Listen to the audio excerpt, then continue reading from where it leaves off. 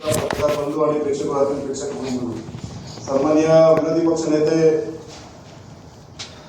आदरणीय विजय चौगुले साहेबांनी या ठिकाणी अभिनंदन प्रस्ताव या ठिकाणी मांडलाय, त्यासाठी मी अनुमोदन देतो. हिंद की चादर हा कार्यक्रम नोव्हेंबरमध्ये नुकताच संपन्न झाला.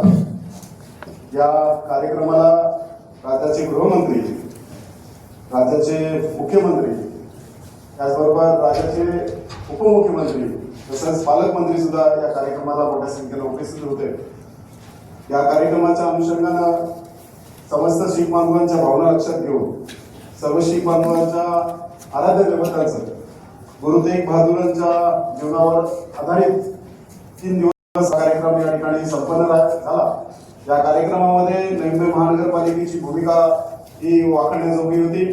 मी प्रथम कौतुक सुद्धा करतो आयुक्त मध्ये महापौरमध्ये आपल्या माध्यमातून चांगलं नियोजन या ठिकाणी झालं. या नियोजनामध्ये आपला या ठिकाणी निश्चित स्वरूपात खालीचा वाटा होता आणि या कार्यक्रमाच्या अनुषंगाने त्या देशाला चांगला संदेश त्या ठिकाणी दिला गेला आणि हाच धागा या ठिकाणी पकडून सन्माननीय विजय चौगुले साहेबांनी अभिनंदन प्रस्ताव या ठिकाणी आणला. मी त्यांचा आभार मानतो की खऱ्या अर्थानं जात पात धर्म न पाहता या सगळ्या भिंतीला बगल देऊन एक सामाजिक दायित्व निभवण्याकरता आदरणीय देवेंद्रजी फडणवीस साहेब राज्याचे मुख्यमंत्री या ठिकाणी एक अथक निश्चित स्वरूपात त्यांनी घेतली.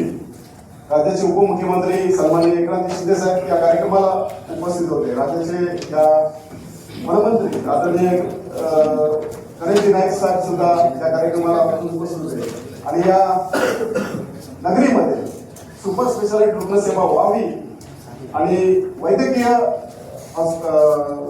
कॉलेज सुद्धा व्हावं या सगळ्यांचे प्रणेता सौभाग्यवती मंदाताई महात्रे या सुद्धा या कार्यक्रमाला उपस्थित होत्या. मी त्यांचा सुद्धा आभार मानेन आणि कौतुक करेन. या अनुषंगानं हा प्रस्ताव या ठिकाणी आलेला आहे आणि ही देशाची नव्हे तर या नवी मुंबई महानगरपालिका क्षेत्रात अभिमानाची बाब आहे आणि ही बाब या ठिकाणी ओळखून खऱ्या अर्थानं या हॉस्पिटलला सगळ्यांनी मदत निश्चित सुरुवात केली पाहिजे आणि हॉस्पिटलला Guru Tegh Bahadur Singh super speciality hospital आणि वैद्यकीय कॉलेज असं नामकरण या सभागृहाच्या माध्यमातून व्हावं. कारण राज्याच्या मुख्यमंत्र्यांचा आदर या ठिकाणी निश्चित स्वरूपात आपण पाळला गेला पाहिजे आणि या नगरीत अशा प्रकारचं हॉस्पिटल होत आहे आणि हॉस्पिटलची गरज निश्चित स्वरूपात आहे. कारण भविष्यामध्ये या ठिकाणी मोठं जॉब हवं आहे, एज्युकेशन हवं आहे आणि नुकतंच विमानतळ सुद्धा झालेलं आहे. त्यामुळे या परिसरामध्ये तशा प्रकारचं हॉस्पिटल नाहीच आहे. एक अपोलो हॉस्पिटल सोडलं तर मला वाटत नाही डी.वाय. पाटील आणि या संदर्भात जे रुग्णालय या संदर्भात या ठिकाणी आपल्याला ही गरज ओळखून या ठिकाणी काम करायचं आहे आणि म्हणून या होणाऱ्या हॉस्पिटलला गुरु तेग बहादूर सिंग यांचं नाव निश्चित स्वरूपात देण्यात यावं अशी